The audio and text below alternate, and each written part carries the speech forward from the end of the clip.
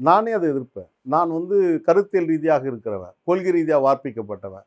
BJP கூட்டணிக்கு மதிமுக போச்சுன்னா அது கண்டிப்பாக நான் எதிர்ப்பேன், போகக்கூடாதுன்னு சொல்லுவேன். நான் கேட்ட கேள்விக்கு பதில் சொல்லிட்டீங்களே. இப்போ இல்லை, 2006 அதிமுக கூட்டணியில் போகக்கூடாதுன்னு சொன்னவன் நான். போட்டுங்கிற கருப்பு ஷர்ட்டு கழட்ட மாட்டேன்னு சொன்னவன் நான். ஆனால் கருப்பு ஷர்ட்டோடு தான் அந்த அந்த பாய்ஸ் கார்டனுக்கு என்னை அழிச்சிட்டு போனார்.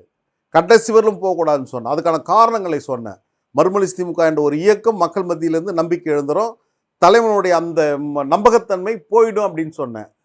இல்லை பெரும்பான்மைக்கு சொல்கிறாங்க, நீ மட்டும் தான் அதை சொல்கிற அப்படின்னு அவர் அன்றைக்கி சொன்னார். ஆனால் இன்றைக்கி அவரே வருத்தப்படுறார், நான் 2006 கூட்டணி போயிருக்கக்கூடாது அப்படின்னு இன்றைக்கி வருத்தப்படுறீங்க. ஆனால் இந்த எச்சரிக்கை மணி அடித்தவன் இந்த சாதாரண மல்லை சத்தியா என்பதை தலைவர் உணவர் அவரே பல மேடைகளை சொல்லியிருக்கிறார்.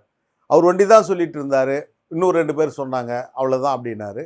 நான் எப்பொழுதுமே கட்சி நலன் சார்ந்து சிந்திப்பேன் என்கின்ற காரணத்தினால் இப்பொழுதும் சொல்வேன், பாஜகவுடன் கூட்டணியில் மதிமுக போச்சுன்னா என்னுடைய எதிர்ப்பை கடுமையாக பதிவு செய்வேன்.